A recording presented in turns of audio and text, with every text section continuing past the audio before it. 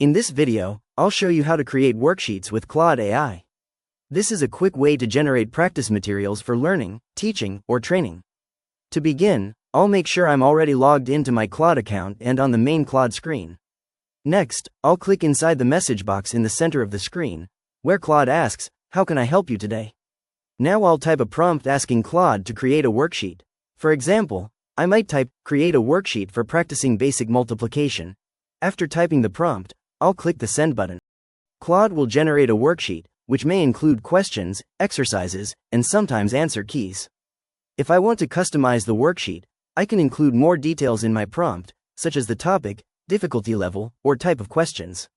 For example, I might type, "Create a worksheet with word problems for grade school students." Claude can also format the worksheet with clear sections, instructions, and numbered questions. Once the worksheet is ready, I can copy the content and use it for teaching, assignments, or practice activities. And that's it. I've successfully created a worksheet using Claude AI. If you found this tutorial helpful, please consider liking the video and subscribing for more quick AI tutorials and guides.